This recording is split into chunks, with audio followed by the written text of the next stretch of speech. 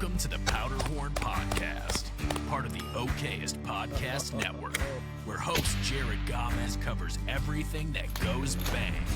From grandpa's lever action to cutting-edge tactical gear, this is your go-to for sharpening skills, building confidence, and geeking out on the rich past and bold future of shooting sports.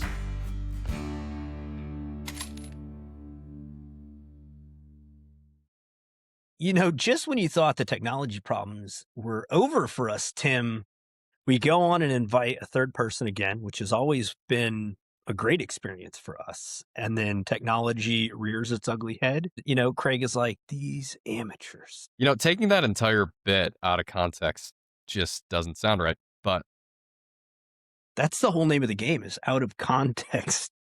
when we invite a third person, things don't go well. Yeah, it's always weird. It's a mess. It's just a mess. And the fact that tonight's guest is big into jujitsu, he has no problem mixing it up with other grown men in any type of situation. Absolutely. Ladies and gentlemen, we are back again for another episode of the Powderhorn Podcast, hosted by myself, Jahred, and my good buddy Tim, the guys behind the scenes here at OK Shooter. And tonight, we've got a special guest. I'm going to let Tim introduce him because, you know, me and Craig, we've got some history. So I'm going to give this to someone with a little less predetermined, you know, I don't know. I just have a way I think about Craig, and I'm going to let someone with a little more reservations bring him into the show. Thank you. Well, this is the one and only Craig Summers. You might know him from a few different places, whether it's beating up on dudes in the gym, possibly shooting some innocent paper targets, or, it's Craig Summers. So, super cool dude and knows a lot of stuff and things. Craig, I mean, you could probably talk about yourself the best. I know him for his Borat impression, honestly. So, you know, It's not a good one either. it is really good. Let me tell you, after a couple drinks, it gets better. Yeah, no. Once I get some alcohol in me, I think it's fantastic. But anywho, So Craig Summers here. Just kind of introduce yourself. You know, give us just a brief background of you and guns, because that's the name of the game here at the Powderhorn Podcast. Is we're interested in the stories about why people got into guns, and some people, you know, we kind of talked about this in the green room. You know, some people get into it just for fun. Some people are career, you know, gunfighters, we'll call them. So just give people an idea. Tell us who Craig is deep down on the inside. yeah. So I own a company called Templar Defense. We've been in business since I think 2017, and I work with basic students, right? Pistol, rifle. I've also got a background in jujitsu. It'll be 10 years this spring. I've done a little bit of Muay Thai, about 5 years of that. But talking about guns, so I didn't grow up with guns. We weren't anti-gun at all. I remember Dad telling us he had like a 20 gauge 87. I have his Marlin 3030, his Model 337, but he's like, hey, kids, these are my guns. They're loaded. This is where they are in the closet. Don't touch them. And we never did, right? So we grew up, we were a sports family, grew up playing football, baseball. Growing up down close to like Houston, Galveston area, we were always in the water, right? So I grew up on the bayou doing jet skis, water skis. Maybe that's why I don't think I've ever gotten COVID, is because we swam in the bayou next to a water treatment facility growing up.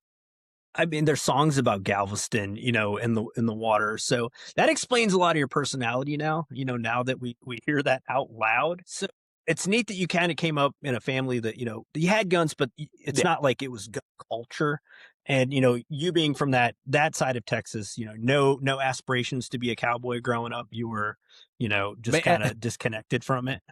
I probably didn't ride my first horse until I was in high school, and we had to drive out to my cousins who lived in the valley of Colorado, if you say it properly. So yeah, growing up for 15, 16 years, man, we like Houston's the fourth largest metropolitan city in the country, and that it was home. So Nice. Yeah. So, you know, instructor. So obviously you're broke, you know, if you're a firearms instructor. You don't do it for the money. Those jokes are always out there that, you know, hey, gun trainers don't make a lot of money, but it is neat to hear someone that is kind of helping people start their journey in guns. Tim, did you ever take like an intro to guns training course? Like, whether it was like an NRA defensive pistol one, something like that? Yeah, I've done a couple random things. I don't know if it was labeled an intro course, but yeah, I've had some. Good things about them that you remember? Like what was, or was it just kind of like because you worked in the industry or in it, or even if this was before you were in it, what are some of the things that, you went into a class you hoped you got out of it? And then we'll see if Craig is like the type of instructor that teaches those, or if he's like more of a major pain and just, screams at you. I can touch on a concealed carry class that came to mind. That was probably the most memorable one. Craig was there for it, so um, no, it was a company sponsored event at the That was time, okay. Okay. and there was I think some good takeaways from that, and there were some things that went on that I was like, okay, I think Craig, I mean, I've trained a lot. I've trained with a lot of different people throughout the years. I was making a joke not too long ago where Steve Fisher from Sentinel Concepts was posting about classes. And I found a picture of him from like 2000, I think it was 12 or 13 era. He did a class up in Indiana, and it was like how Steve has changed from like baggy 511 cargo pants, tucked in polyester, polo with Oakleys. And, now he's like this shredded dude that, I don't know. He's just grown up. So the gun training world has kind of changed. And, one of my first ones, like when I got out of the Army, I was actually fortunate enough to go to tactical response and do fighting pistol, which, love it or hate James Jahred. I know that he stirs up controversy. The training was great. And the mindset of his training was really good. So one of the first like real outside of the military kind of tactical classes, and I won't call it, it's just a fighting pistol class. So everyday carry. I really enjoyed that class. So Craig, something being a trainer, you have an interesting perspective to kind of lead on to it. So what's a class or early class that you took that maybe something memorable from it that made you look back and chuckle or cry? So the first pistol class I ever took was fighting pistol with James Jahred. That's where I met Dave Biggers, 1.5 thumbs up, right? Yeah. And then that's Jay the Night. And then Jay, we're in trouble. And then Jay the Nightmare with 2 T's Gibson. That was, so let me preface that. I didn't really get into guns until about 2012. I lived in San Antonio and I was traveling for work, and a lot of guys at work were like, hey, you might want to carry a pistol when you're on the road, just because I was going to like South Texas areas and stuff like that. Fast forward to 2014, our oldest daughter was born, and I was like, man, I gotta take a class, right? And so you go to YouTube, you've been following Jaeger for a year or two, and you finally get the chance to show up and take a class. That class was eye-opening in a good way. It was a kick in the pants for me because at that time I was about 280 plus pounds. And I remember I was taking that class. I had a Glock 19 on my hip on the 3 o'clock, and then spare magazines on your left side. And towards the end of either the first day or the second day, right, you're doing single-handed stuff, right? You shoot until it goes empty, reholster, and then you got to use one hand to reload and chamber around. My stomach was so big, I could not reach across and grab a magazine. So, Tim, if we could use a time machine, we have a time machine bit. I want to go watch that. I would love to see Craig reach around to try and grab a Glock 19 magazine. So that would be a time machine. We would waste one of our 10 trips in the time machine. Yeah. So, that was a life changer. From there, I've decided, hey man, you've got to get in shape. And that was just kind of, I've been drinking the training Kool-Aid ever since then. And I think I've done like 7 tactical response classes from like 2014 to 2017. Nice. It's the culture there is kind of, I guess it's changed, in recent years. I got to meet a lot of cool people there in my time there, but I don't know if I'll ever go back to Camden. Yeah. As it stands now, it's not, but not to say, I met, Paul Gamez through there, Shay Van Vlyman, Jeff Bluevman, Jack Clemens, so I made a lot of good friends and a lot of cool relationships out of there. looking at where you started, is there someone on your training list now that that's still on the bucket list that you haven't got to train with yet? So yes, and I am taking his class at the end of the month. And that is Chuck Pressberg of Press Check Consulting. And I'm doing his no-fail rifle February 28th into March 1st. So that's going to be Nice. halfway. It's a little town called Seguin, halfway between, we're just on the east side of San Antonio. So it's a little less than a 2-hour drive from me. But that's kind of where I'm at. Is there's some guys in the industry that I know are not going to be doing this forever. And so I want to make it a point to go train with those guys before they decide to hang it up. And Chuck is one of those. So I'm excited. I get to go train with him in about 3.5 weeks or so, 4 weeks.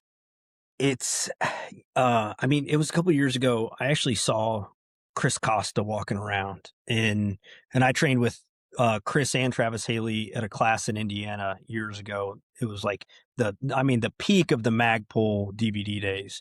And I saw Chris, and, his hairline is, it's kind of racing. It's doing some things it shouldn't be. And I think it makes you realize, our own mortality. Like, we're all, getting a little bit older. And this week, it actually kind of got me a little bit. Clint Smith, he just moved, left Thunder Ranch. He made a post too, like, hey, I've got some classes open up. And even him, he said it at the end of that paragraph, like, if you've always wanted to train with me, this may be the sunset, and I don't know how long more I'll be doing this. And so there are those guys out there. So I think it's cool you're getting to go train with, someone that's on your bucket list. Thankfully, a lot of the guys that I have wanted to train with, I've had amazing opportunities to train with them. The one guy I wish I would have trained with more was Paul Gamez before he passed away. See, I don't think I've ever met Paul. Never got the chance to meet him. That was definitely probably one of the more special, I'll say special, and, we're men, but Paul Gamez and I's friendship was really cool. He passed away quite a few years ago now, but, having got to train with him was it. So I always look at, people or my friends that are still training or teaching, and it's like, man, I hope I get to cross that path. And, Tim's here, like, I don't train at all. So like maybe, so for Tim, who's over there kind of squinting and making some weird faces about training, you being a trainer, and maybe you have, like, we'll use like an industry professional, because there are a lot of people in the gun industry that maybe have some lackluster gun handling, so I'll say 3 classes for a gun industry professional that you think are kind of like that requisite or should be a part of someone's resume. Gosh, when James was still teaching it, I would say fighting pistol, just from the aspect of the manipulation standpoint, right? I remember, and I've taken so much from those classes and I put them into mine, but I remember using the inert rounds, right? Because you can't say dummy anymore. But just the tap in the rack, right? Have a malfunction, tap in the rack. And I remember after that first day, man, my palm is just so bruised. Well, now when I'm shooting, I was filming some content, and I had a light primer strike, and you just don't even think about it.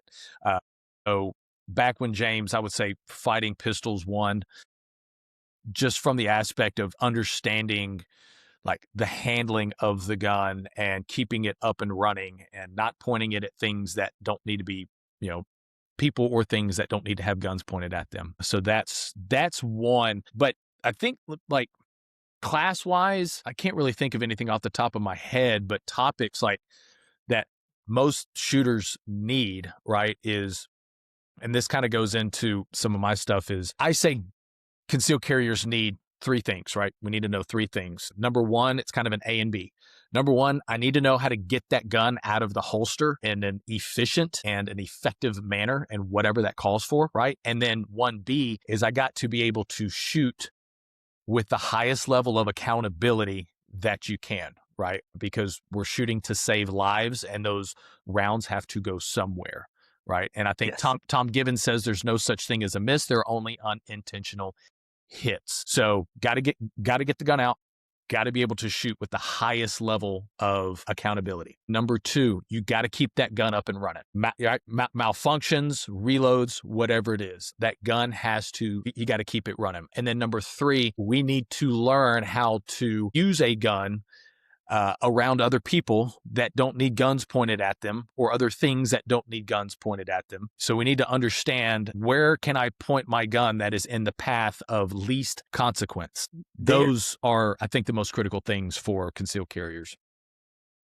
So I take the concealed carry aspect of it too.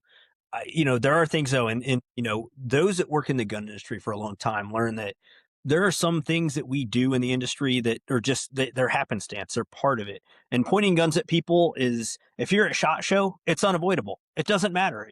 It's unavoidable. Even if you're in the booth next to another booth, there is someone pointing a firearm at your nugget at any given time if you walk that trade show floor. So when I look at, especially, watching the SHOT Show footage that just came out, I agree with quite a number of those, but basic malfunction clearing is, I think, the most paramount. I see a lot of even mid-level to high-level gun industry professionals on the firing line that, they're like, they have a malfunction at like range day.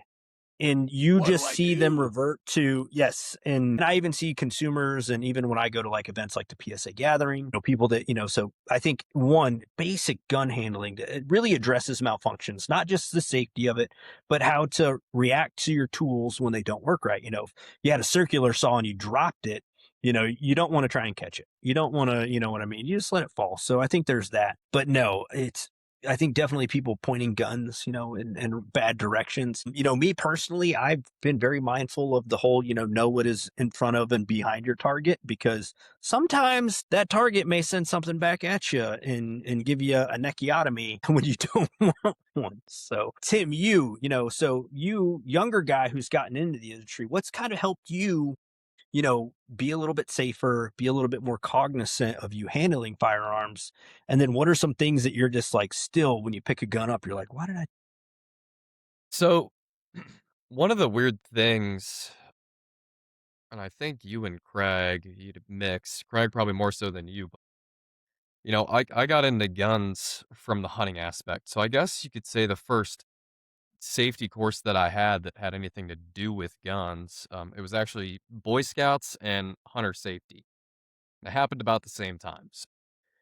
They were really oriented on the, make sure it's, unloaded, pointed in a safe direction, that kind of thing. It was not until later on, obviously, that I started to get into the, okay, I'm carrying a gun. Well, that's cool. Anybody can carry a gun in theory. What do you do with it? And Craig, you made some really great points. How do you carry that gun? How do you deploy that in a situation? And then once that gun is out, what did you do with it? And I will say, one of the best classes I actually did get to participate in that had anything to do with it, I just looked them up when you guys were talking. It was with First Shield Defense. They're out of, I believe, Fort Wayne, Indiana. Nice. I'm originally from Fort Wayne, Indiana. Yep, Fort Wayne. So they were at an event I was working. And their whole thing, which I think is probably one of the best first steps, and I've told people to look at this a lot, it was a situational awareness class. So they had fake guns, they gave you a holster, and basically, there's a great photo of me. I'll have to share it at some point, but gave me a fake Glock holster, and they said, hey, you're going to stand right here, you're going to have your eyes shut. When we say your name, you're going to open your eyes and assess the situation. So the very first thing, he's got this fake rubber knife, says my name, I open my eyes. What do? Instinct, go for the gun. Now, it was concealed carry. I didn't even have it was maybe halfway out of the holster, and he had that rubber knife on my neck. Timmy went Fogo de Chao instant. Like he became Brazilian. And the point that they teach from that is, okay, so what was he saying? He was saying, give me your keys, right? Or give me your wallet. What they tie into that is, hey, you know what? If they're saying, give you the keys, take your keys out of your pocket, throw them on the ground, act like you drop them, get off the X, and then freaking draw and shoot. And I'm sure, Craig, I'm assuming you use, get off the X in your classes a little bit. I know the term. We don't really get much into that. So you're still in my stuff, but yes. So it was one of those things. No live firearms, no live anything. Just, okay, this is like step one. And that's what I tell a lot of people, like, hey, go take that class so you can be comfortable in and out of the holster, reloading, malfunctions. The most important thing that I picked up on is once that gun comes out of the holster, you better know what you're doing with it and deem that that's the right situation. It's force on force classes are eye-opening experiences. And there's force on force classes where you may not even shoot around, even if it's through a UTM gun or some munition, because the scenarios that they present you with sometimes really kind of teach you that having a gun, you don't want to overreact. I had a force on force class. It was with Mindset Lab quite a while ago. It was in actually Fishers, Indiana. But one of the scenarios was, you're walking through, and they had this little electrical warehouse, and they called it Smallville, but they had like a Hogan's Alley. So it was like a little town.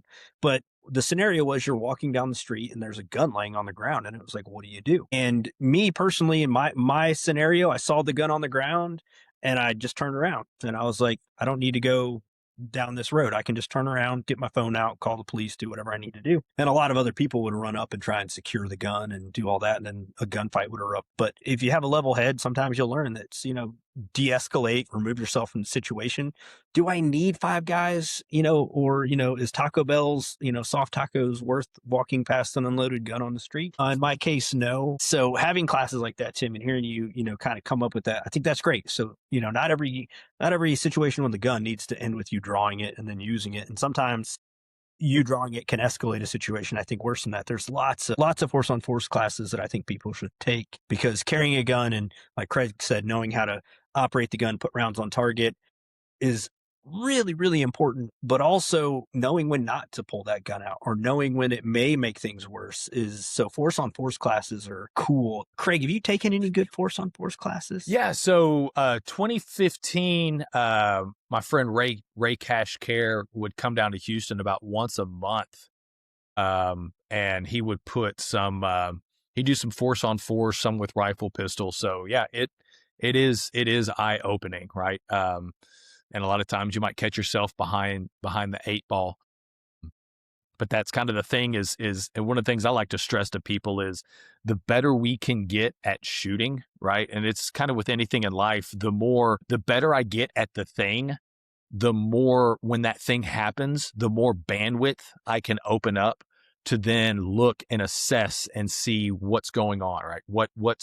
Who has this? Where's this person, right? So that thing becomes second nature, and then now I can actively focus on other stuff. And then going back to like what you were saying before, one of the things I tell students in our fundamental pistol hybrid LTC classes, we talk about so Texas is a stand your ground law, and that gets misconstrued. But one of the things I tell people is, guys, we only use deadly force as a last resort. We only use it in the immediate defense of life. And then I ask them, what is the best way to win every single fight?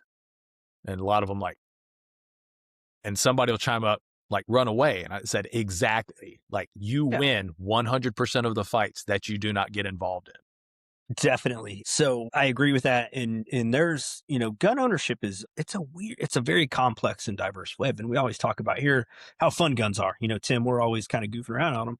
But if you pull your gun out and you have to use it, there's not only, the physical trauma, there's the mental trauma, and then there may be some financial obligation, because we live in the society we do. So I'm not going to promote any singular, I don't know, concealed carry insurance company out there. But if you carry a gun, know a lawyer. Just know one. You be good friends with one. Make them a brisket every now and again. And Tim, have you actually done like a force on force where you like using sim rounds or sim munitions or UTM? I have not. There will be an opportunity here in the future to do that. And I think I wanted to touch on Craig's point where he said, once you have basically you don't have to think about the drawing of your firearm. You don't have to worry about, it's just muscle memory at that point. That is a really valid point, because you can do all the force on force stuff you want, where you know how to look at the situation and go, if you can't use that gun effectively, then you're back to square one. You have to know both. I think it's important. That's a very faceted conversation. And I'm sure me and Craig are going to kind of go into our own kind of I'm not even going to say nerdism, but the combative side of gun ownership, which is, one that I like. But where I was going to, when you say that, all those skills are important. What I want to find out real quick though, Craig, have you trained with sim and UTM? Yep. Which do you prefer to get hit with? Neither. because they both suck. That hurts, man. Like, I think, so there were, like I said, Ray came down, and then there was another, I was just thinking about it. There was a low light class I did years ago, and there was some sim involved. But yeah, dude, like, I think I wore a cup. No, you wear It a cup. hurts. I've probably done, well, I know I've done 3 force on force classes and, a couple others where we kind of goofed around with them, but it surprised me how many times you get hit in the hands in a gunfight. So if you were shooting at people and your knuckles are wrapped around, everyone's telling you like squeeze the snot out of the grip on your gun. Yes, if you were using simunition or UTM, those are like beacons for those rounds. Your knuckles, if you do force on force, prepare for your hands. I mean, it makes To get a sense. You little are in front of your saucy. center mass. Well, Yes, that's the thing that people are going to like return fire to, right? And so the main thing, if you ever get hit, right, it's typically going to be in your hand or your forearms, right? So that goes back to like, okay, we can shoot single-handed, but like what happens when this hand becomes inoperable? Do you know how to do that? So yeah, no, it's, I like that one because, it's, would you rather get pepper sprayed or tased? Would you rather get slapped in the face or kicked in the nuts? I feel like there are groups of people that are like, that do enough force on force, like police officers or training that are like, no, I will take simunition over UTM all day long because UTM is much smaller, a little bit harder, denser plastic than simunition. what is, So I was going to say, what is the one? I think the UTM, that's yeah, I think UTM sucks more if I'm yeah, correct. UTM is like a really small pill. Yes. A little bit thicker, denser plastic. Everything is Yes. kind of bottlenecked down than simunition. that. So UTM, if you're out there, as much as I would like your products for free, and if you ever sponsored the show, you guys suck. UTM is not my favorite of the force on force training rounds. Even I would airsoft, argue that that's the point. yeah, We no, don't I want mean, to get so. yeah, It's the closest thing to a real gunfight that you can get into without Yeah. getting into a real. Step one, don't get in a gunfight. No, step That's, one. Step one is cut a hole in the box. Yeah, that's always cut a hole in the box. And so, yeah, if you guys are looking for gifts for upcoming holidays, Valentine's Day is coming up, treat your significant other to a force on force class or a box with a hole in it. Let the decision be yours. So gotta shout out everyone for Valentine's Day. I didn't realize that that's sneaking up on me so quick. We did a holiday thing real quick where we were talking about like Christmas presents. You guys think gun stuff is kind of Man, a reciprocal gift for Valentine's Day? you want some breakthrough clean? You want me to send you some? No, yeah, you could gift that both ways. If she gift or vice versa, maybe she's the gun chick and you're the likes to take long showers guy, and but yeah, there are, we always make that joke every year at SHOT Show. The 3 conventions, World of Concrete, AVN, and SHOT Show. The same lube company is in all 3. Like they're dealing to everyone. Lucas Oil is coming out on top. Yeah, and it's I've actually No pun intended. I've got a class on the 14th. Like now, most of my classes are half day, but that class has filled up, and I've got people waiting to join in, and I think a lot of it is couples. Yeah. Oh man. Yeah. That would be a fun way to spend the night. A nice dinner, a little bit of gunfire. I think that kind of irons things down. So as a gun guy, we'll kind of use this one real quick because we'll get this episode published before. Timmy, we've talked about it a couple episodes ago, just got engaged. Now he's on the hook for Valentine's Day. So what do you got planned for Valentine's Day there, bud? Oh man, I don't want to spoil it.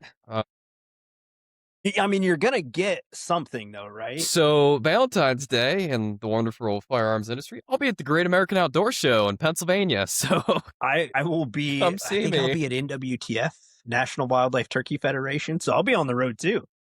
Yeah. That's what I'm getting my wife for Valentine's Day. Me not home. I'm leaving.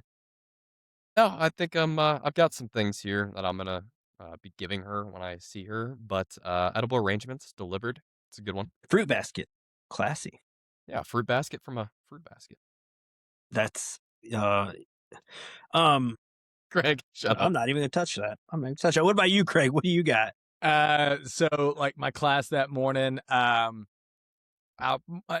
it's more so about my daughters, right? I've got 2 young girls, and just Nice. kind of just showing appreciation to them. I don't really know yet. Maybe some dinner. Maybe I'll probably just cook something up at the house. But yeah. I feel like the way that me and you have eaten out at trade shows that you could probably put a really deep spike in a good meal. I can throw down some protein on the grill, sir. That'll one of my, this year, you guys are regular listeners to the show. I didn't make it to SHOT Show this year, but one of our annual traditions at SHOT Show is the Brazilian Steakhouse with Craig and a group of friends. You know something to maintain that tradition. And the cool thing is we will still continue to have this tradition moving forward as long as you continue to go to SHOT Show. I did not go eat. I did not go to eat Brazilian Steakhouse, right? I was like, I'm not going to cheat on Jahred. I'm not going to do that to him. No. I feel like I have to get you something now for Valentine's Day. Like I feel like that your loyalty to our meats relationship needs rewarded. Yeah. No, so Craig, that's gonna spin off a question. If you had to give one thing up for the rest of your life, I'm gonna give you 3 things. You have to give one up. It's red meat, guns, or jujitsu. Which one are you giving up? Ooh. Look at that face. You guys that don't watch this on YouTube, you can't see the face that Craig is making, but it's awful. Man, I guess I'm gonna have to eat a lot of chicken and pork and fish. Really? Like, that's the thing you guys don't understand, right? Like, I used to be the big guy. I don't want to be the big guy anymore. That's why I'm so passionate about jujitsu and working out, is because I've been the big guy and I am not going back to that. And then guns are just too damn fun. I enjoy it. So I would have to give up red meat. If I had I do jujitsu. I haven't been doing it regularly. I need to get back into it. And ironically enough, first of the year, went to a 1 round, 1 hour, January 2nd. It felt great. January 3rd, get shot in the neck. And now, I'm like, do I go to jiu-jitsu and like train with guys and just tell them like, don't choke me, don't, so I have this like gnarly scar on my neck. So I'm trying to like work my way around it.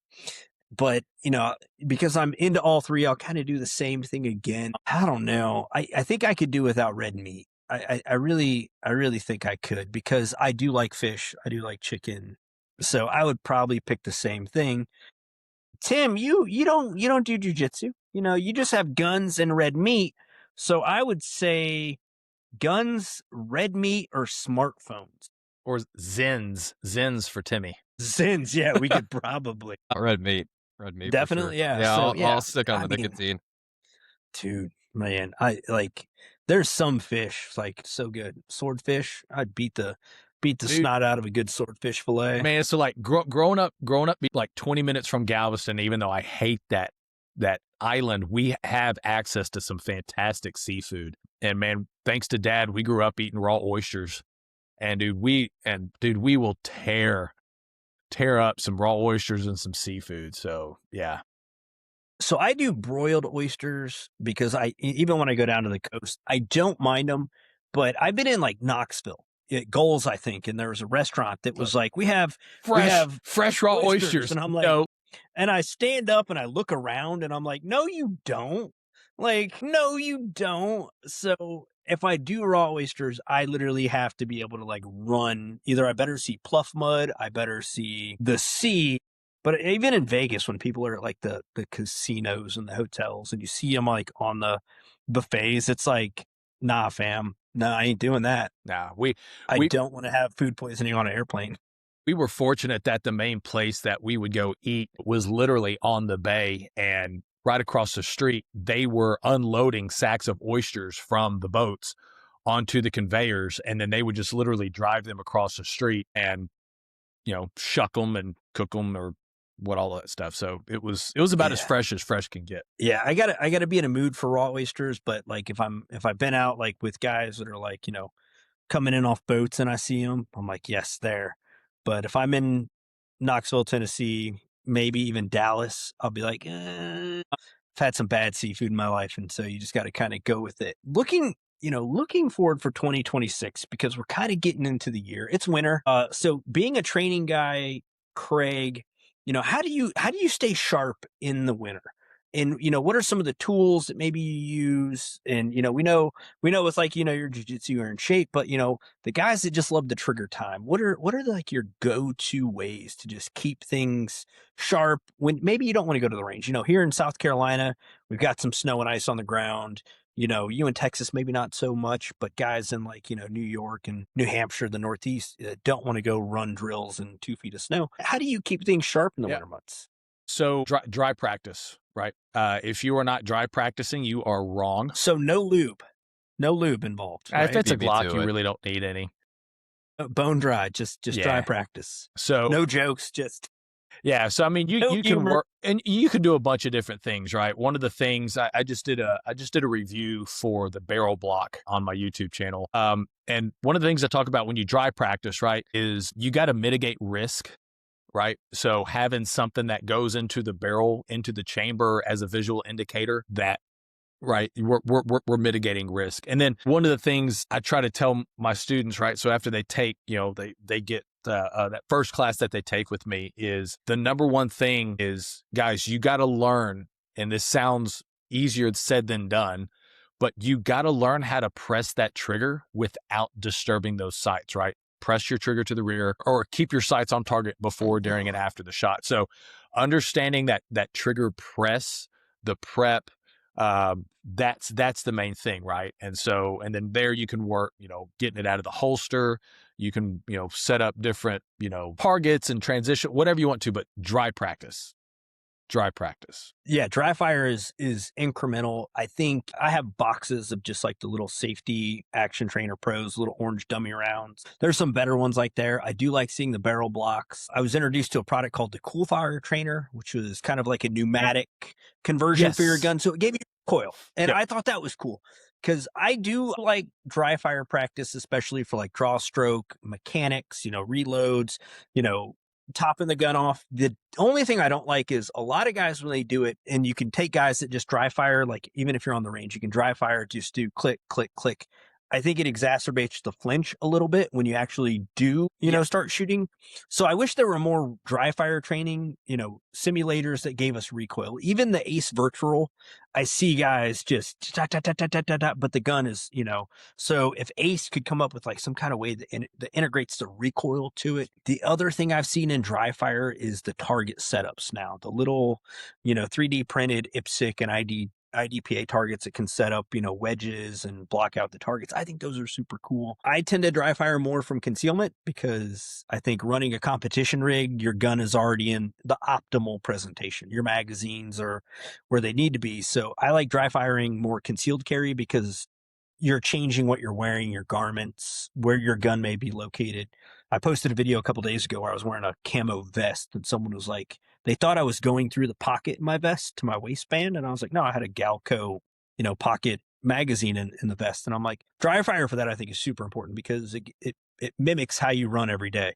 We don't always wear our blue Alpha Gear belts with Safari Land, 6000 series holsters on there. Sometimes we have, Tim, what do you CCW in most nowadays? A lot of Glock 19, a lot of Smith & Wesson Bodyguard 2.0. Yeah. So that on appendix, especially, if you're, belt buckles, wearing baggy shirts, tucked in shirts, even you, Craig, you had one where you were like complaining about your tucked in garment, Yeah. So there's ways to carry with like, I've carried with suits and all that stuff. It's not the most fun, but I can make it happen. Dry fire for me is more important with that because that mimics how we live every day. I see guys that will put on their competition rigs because that's what they do. They love to compete, and I'm not knocking them. I think it's great that they have sub 1 second draw, to first shots.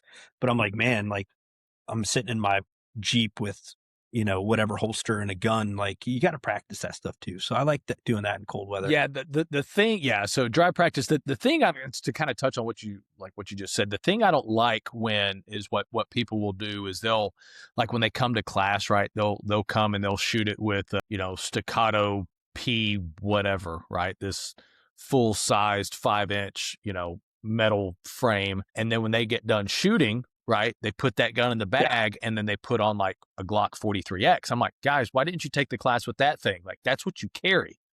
Take the class with that. Well, it's not as fun to shoot.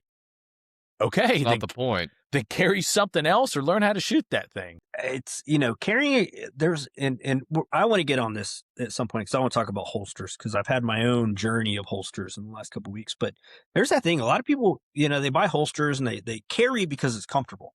They'll carry a 365, they'll carry a J frame, whatever. And then you'll see them like that. They'll show up and take a class. They'll drop $800 on a class and they'll whip out their, and don't get me wrong, I've done it too. I've gone to classes and ran, bigger, heavier guns, a gun that I would never carry because my battle belt or my duty rig, as we'll call them, is super comfortable. You got your nice Velcro belts. It doesn't bounce around. Your mags aren't like all jacked up in your, my little beer belly, retention system. So I'm gonna call it beer belly retention system on my mags. But if you're gonna invest in a class and for self-defense, I mean, that's how you carry a gun a lot. We have body parts in the way, seat belts and things like that. So I think that's a big way to put it. Yep. That's why I decided to lose weight, right? Because I realized the benefit of carrying appendix, and then I realized I'm like, I can't put a gun up front at this point in time. Okay, fix the problem. So, I've matured as a human being, hanging out with you guys. I still do carry strong side. Yeah, I still carry, there's some days, I'm going to make a fart joke with the best of them.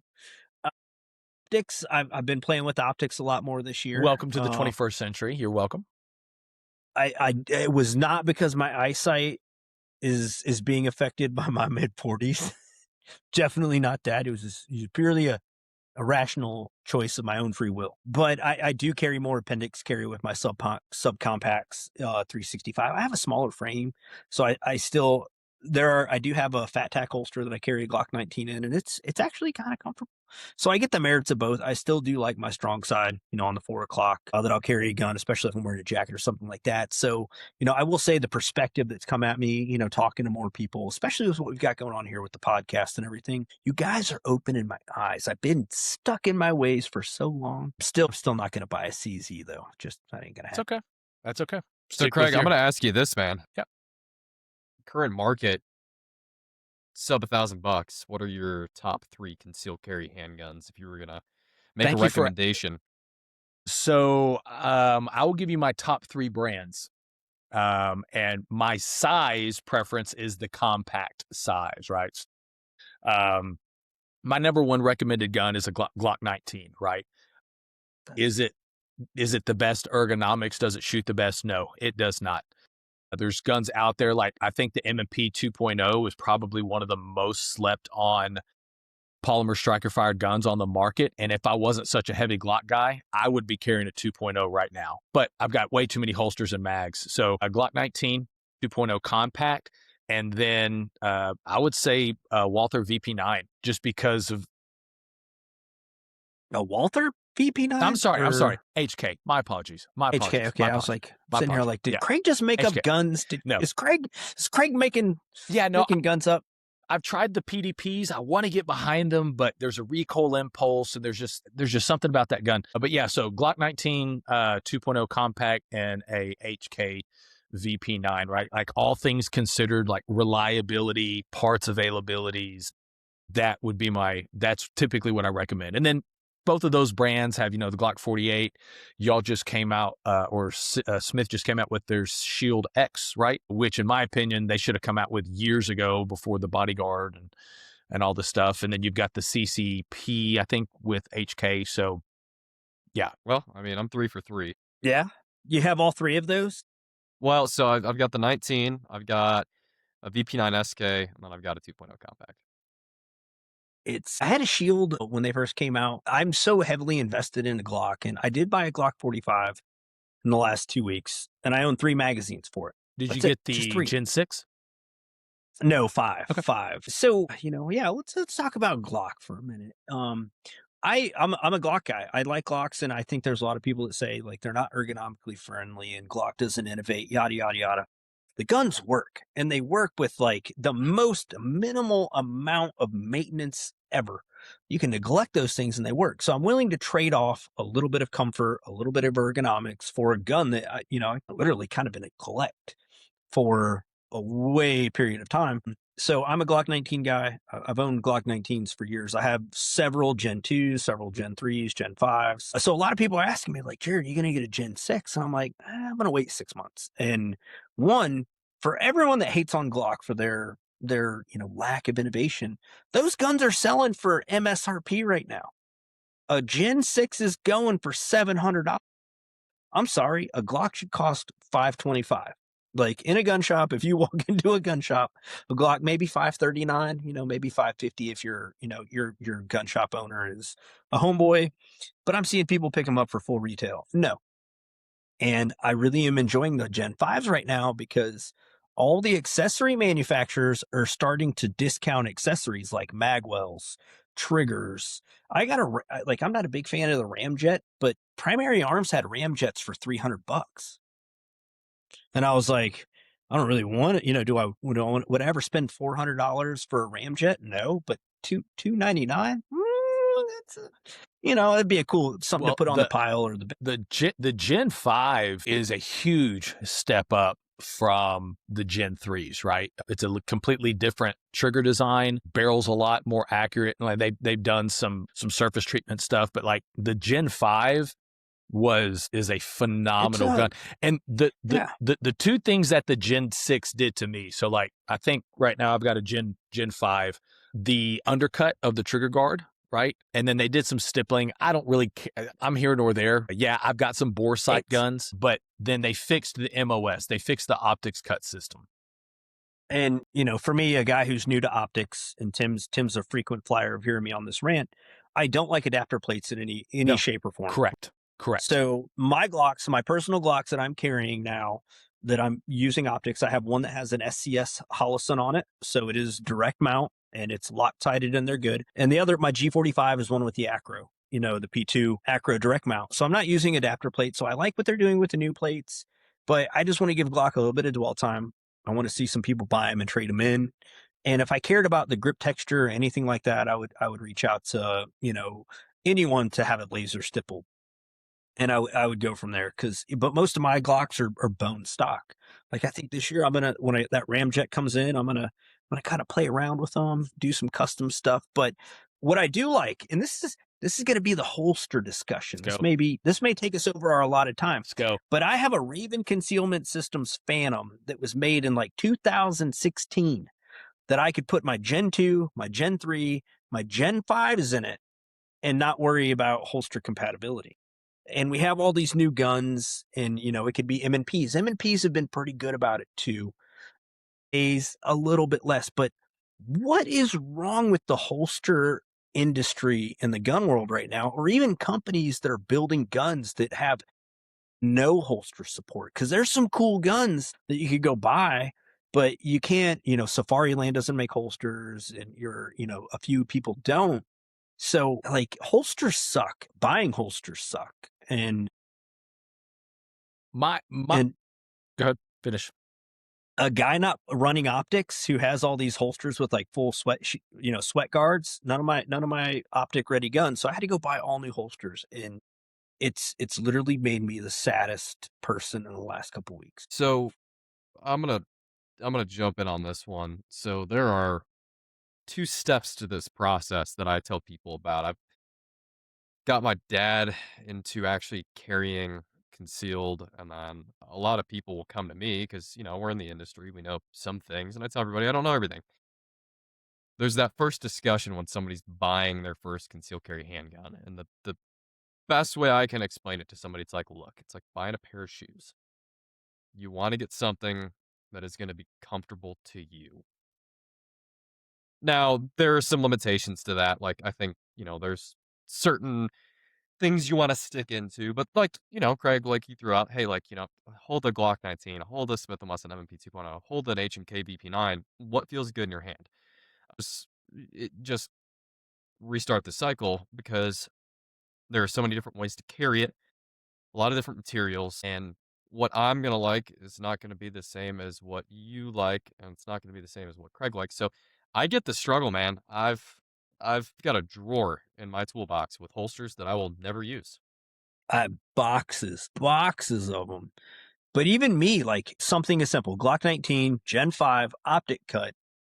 Everywhere I looked was 4 to 6 weeks lead time. No one, even when I went to like look at quick ship holsters from, and I'm not going to name drop any companies. We'll save that for another day. But the first holster of all the holsters I ordered before Christmas showed up today. And I'm still waiting for some.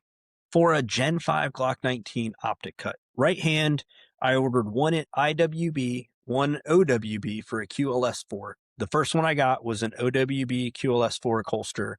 I'm still waiting for an IWB one. And if you order it with a light or, TLR, and that's another segue. There's companies that are making products now that defeat everything that's out there. Olight was one. I'm gonna call out Olight. A new optic light, Tri-Beam. Every influencer is reviewing it right now, but us, because Tim, obviously, we're crappy influencers. But there's not a single holster available. Yeah.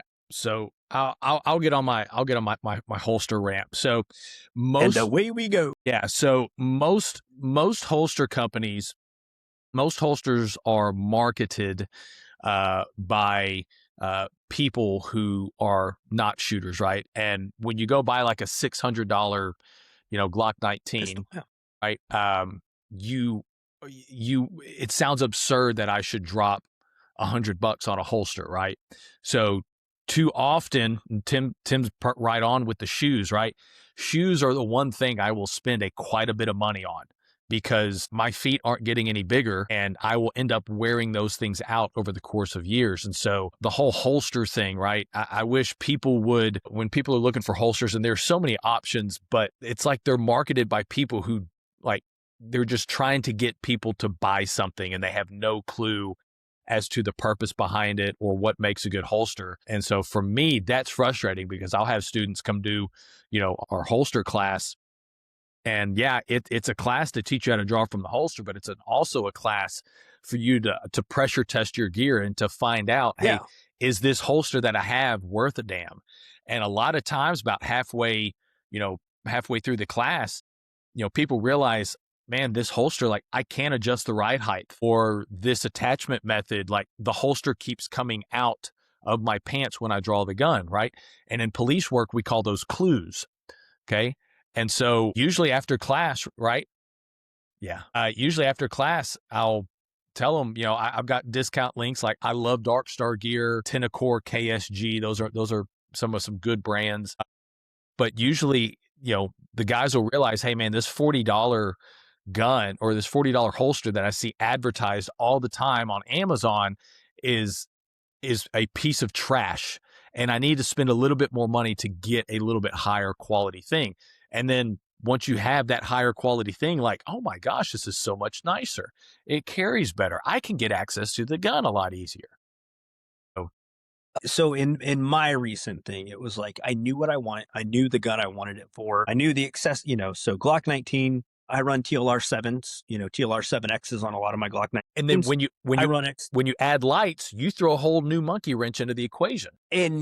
And so for me, even, and there are great companies out there, and there's some, like, you go to your local gun shop and they may have, like, the old Uncle Mike's and, We the People and Alien Gear. And I'm dropping companies that are probably never going to give us product now, Tim. So just, we're paying full retail for holsters moving forward.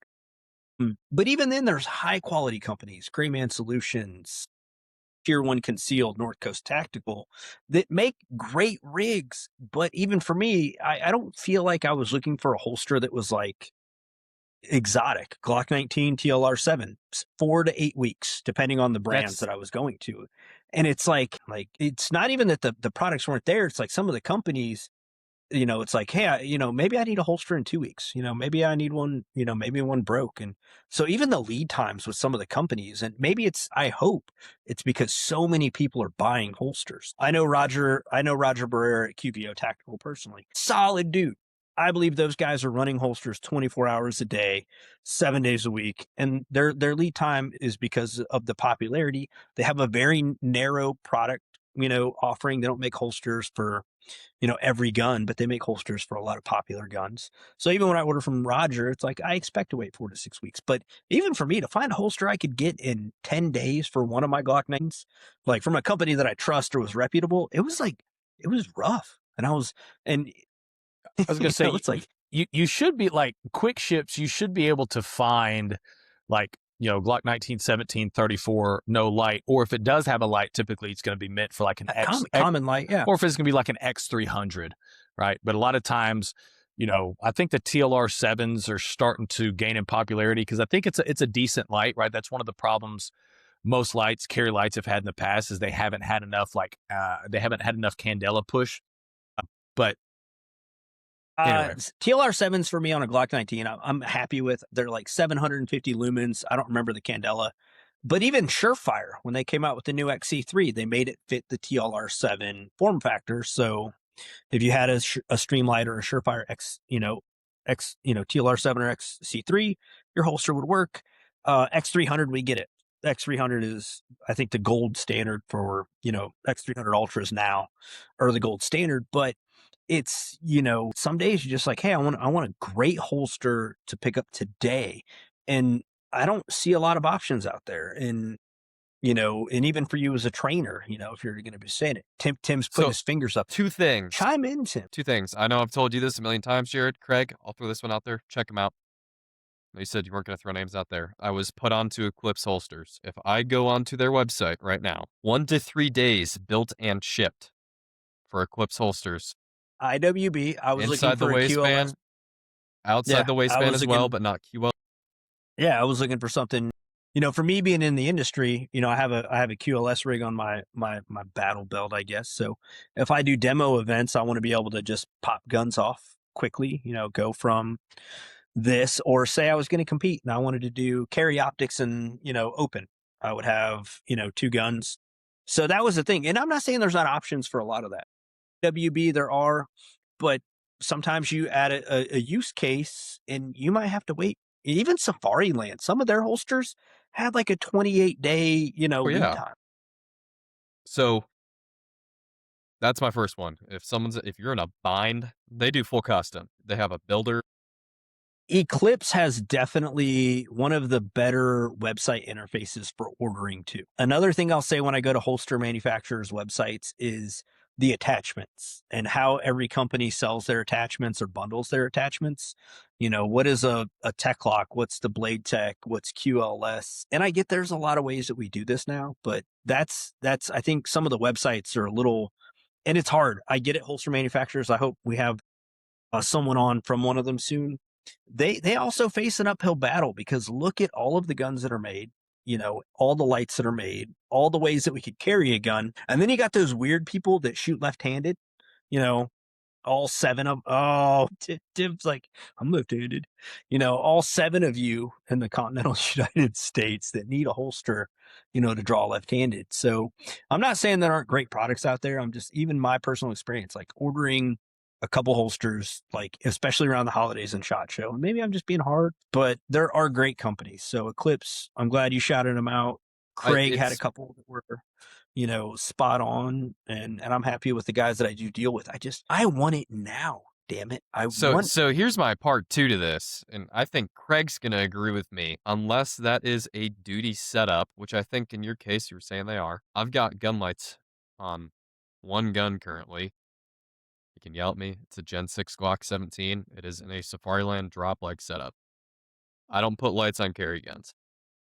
Yeah, I don't do it, and there's a reason I don't do it. I carry a flashlight. We've talked about flashlights, Jahred. We love flashlights. Flashlights are fun. Problem is if I have a flashlight on my gun and I don't have a flashlight in my pocket, what am I gonna do? I'm gonna pull a gun out to use it as a flashlight. But I always have and I carry a Streamlight ProTac all the time.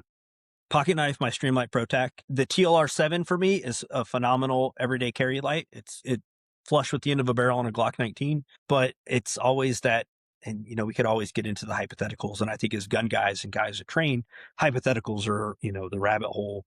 What if? I am a big fan of, 1 is none, 2 is 1. So if I can have 2 lights on me on my Glock 19, my P365, the TLR sub is great. I'm not going to mind it. You know, having that spare light is fantastic. But even then, even gun companies that create new guns with a new form factor every year. How many great guns failed because there was no holster support? 100%. But You know what I mean? So here's my take, right? So if you carry a gun on your person, you need a handheld light. That is a must. That is a must. A weapon. I think just Yeah. I mean, humanity. Well, You should have a flashlight on you, period. how often do you just pull that thing out to search for things? I think a weapon mounted light on a carry gun is a luxury, right? If you can make it happen, knock yourself out. But if you're using that light on that carry gun to search for things, right? And you pull that gun out, you use that light, right? We got to realize, if I point a gun at somebody, like that's aggravated assault. And so like you've got to have a handheld light. That is a must. Now, if you want to if you can get away and carry it, knock yourself out. But I think a light on a carry gun is a luxury, not a necessity. And so for my background in training, I'll say optics on a carry gun are a luxury just as a light is. We add those optics because it enhances lethality, our probability of aiming. But is it something that, do your front sights work? Yes. Does your handheld light work? Yes. But you're rounding out that package so that when you draw your gun, you have an enhanced aiming solution. Or if you need that light because the best thing on a gun is 2 hands. Yeah. You don't really, Yes. I love the FBI grip. I would, oh snap, I look so cool. I would encourage everybody, and it's called the theorem switchback, right? It allows you to have your handheld light, like I carry a Cloud Defensive, but it allows you to basically manipulate that light in a way to where you can get both hands on the gun. And I think that's the best of both worlds. I did a low light class with my buddy, Ben DeWalt, on-site firearms training. And that's one of the things I learned is because I usually don't put a carry light on my gun, right? I have a handheld and then the gun. But if I can find a way to get that extra hand on the gun for control purposes, hell yeah, I'm going to do it. So I've been carrying it with that switchback for the last year, and that's how I do it. Heck yeah. Yeah, no, lots of good things that came out of this episode. We talked training, we talked food. Tim's, we're going to ruin Valentine's Day for our spouses, which is going to suck. So, we haven't done this bit in a while because me and Tim have been horrible about getting guests on the show, but we talked about our time machine earlier. Okay. And this doesn't have to be gun related, but Craig, you have a time machine.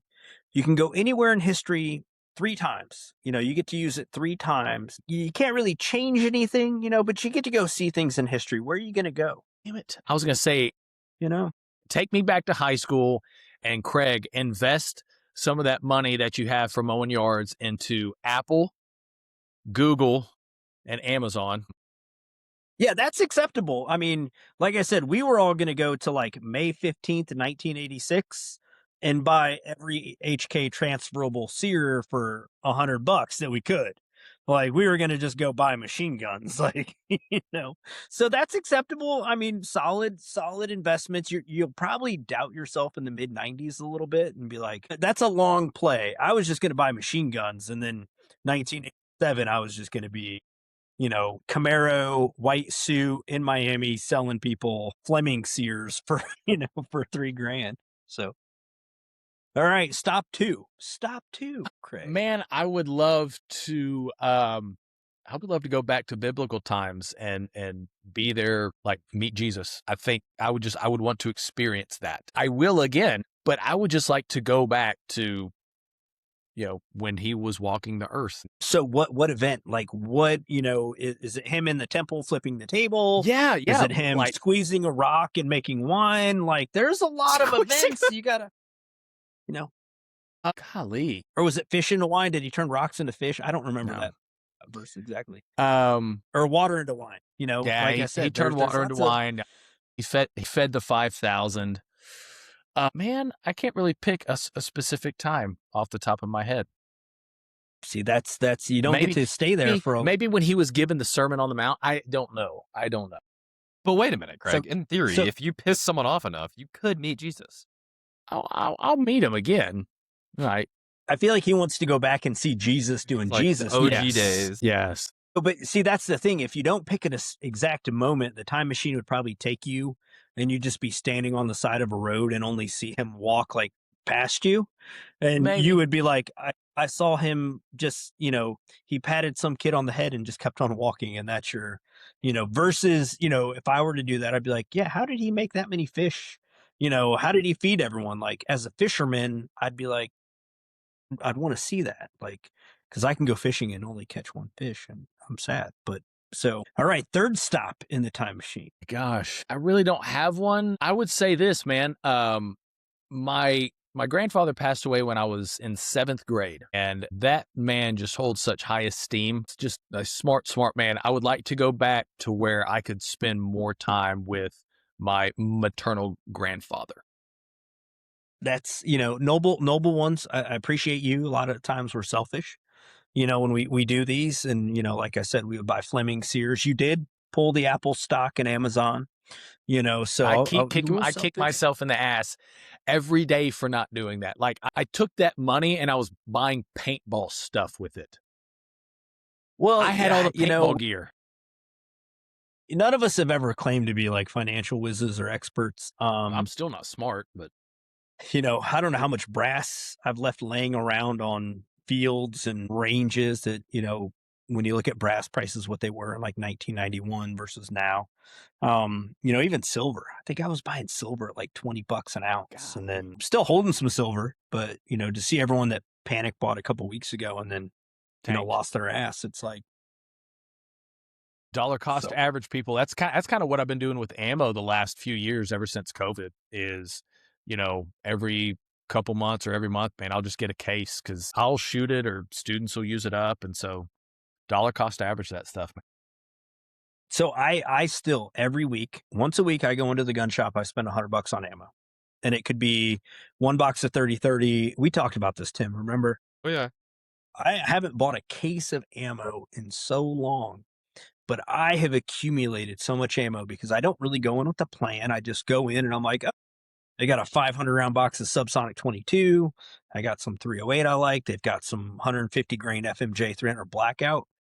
I have, there's a lot of guys like it's hard to buy a car because you got to save up 20 grand, but you may have $50, sitting in your wallet, sitting in your checking account. Go buy that ammo. Go. And it's paid dividends with the local gun shops because they see me every week buying. Yeah.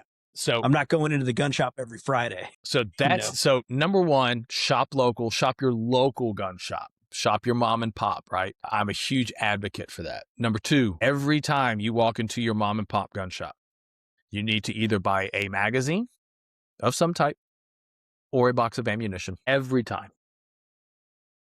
Or it could be a Gen 6 Glock, people. You could. A magazine or a box of ammunition. And then just dollar cost average that stuff. Yeah. No, it adds up. It does add up. Tim's been buying guns. He's been getting stuff Cerakoted like crazy. I don't see Tim posting very many ammo pictures. I've got shelves of it, buddy. Don't worry. Yeah, Shelves. Yeah, he FaceTimed me about a couple of weeks ago, and he's like, "Look at my ammo." I was like, "Those are pretty good numbers, Timmy." Tim's been on it. Got some guns back from Second Caliber that were Cerakoted. Chocolate chip shotgun. Desert Storm, AKs. baby. Dude, just Tim's rolling it. He's definitely spending his money before he gets married. Like he's doing it right. It's like a speak now or forever hold your peace kind of thing. No, I'm not worried about that. I think there'll be some good controls put in on my firearms. Yeah, you may have to scale it back. So Tim, out of the guns you just got, which one just is like when you got them back? And if you guys don't know, and I'll let Tim even introduce them, but you got some guns Cerakoted. Which one were you just like, oh shit, boys, you really outdid yourself? A huge shout out to the guys at Second Caliber Coatings. They did awesome work. So we had the Glock 17L, I had an RAK and 545x39 done up, and then a Military Armament Corp Agency M4 clone done up, posted online, so you can go check out all the pictures there. They're all great. Very different guns, or very different finishes. I had given Zach and Daniel, I said, look, full creative ability, do what you guys want. Yeah. Here's some rough parameters. I think I'm probably most impressed with the Glock. That thing is just an The eye catch. the Cerakote job, and I love those. It's Tim will post some pictures of it, separately on Instagram. But they're basically kind of doing the guns in like kind of a comic book style, where it looks like a drawing. It does. If you were to set it on like a piece of paper or something like that, it would definitely give you that. I think those are some cool guns.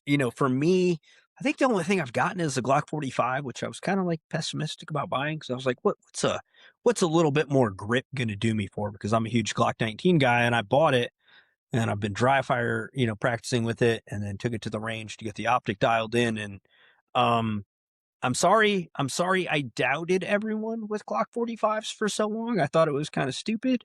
And then I got one and I'm like, oh, dang, this is actually really nice.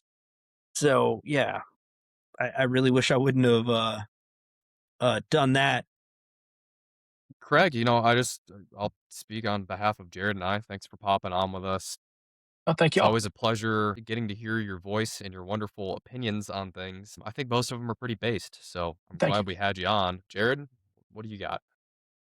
I think we covered quite a bit. We went back in time. We talked about holsters. We talked about carry guns, the importance of training, the trials and tribulations of people if they're faced with the questions of giving up meat, guns, or, something else we're passionate about.